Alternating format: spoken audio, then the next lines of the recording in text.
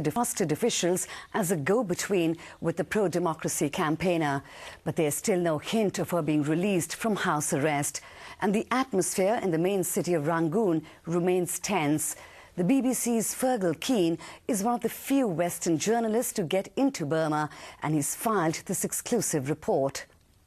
The regime calls it the Golden Land, but they have turned Burma into one of the most frightening places in the world.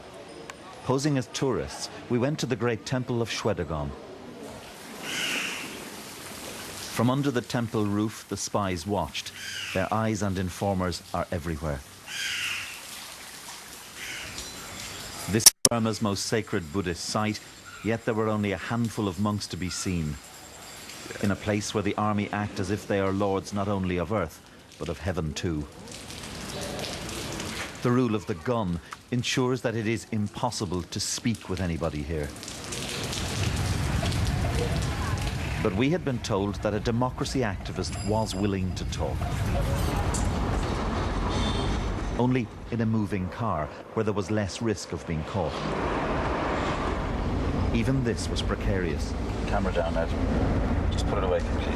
Release. Now, down. We weren't spotted. Then he told me of how his friends were being rounded up. We had a lot of people arrested. Some were close friends. If the military say 2,000 were arrested, then we know it's 4 to 5 times as much, as they don't always say the right number. We know more have been arrested and killed. As curfew approaches, the roundups continue. It's curfew time now, and we have to be here in the hotel. You can't go out on the streets, but of course that doesn't stop the army and the police from continuing their trawl out there, knocking on doors and pulling people out of their beds and disappearing them into detention.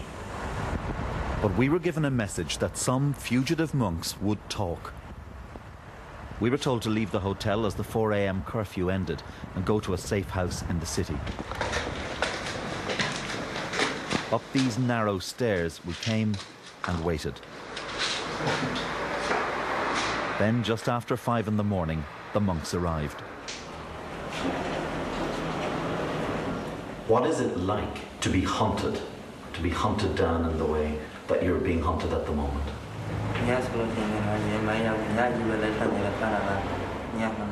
We dare not sleep and listen for the sound of vehicles, as they usually come at 2 or 3 in the morning.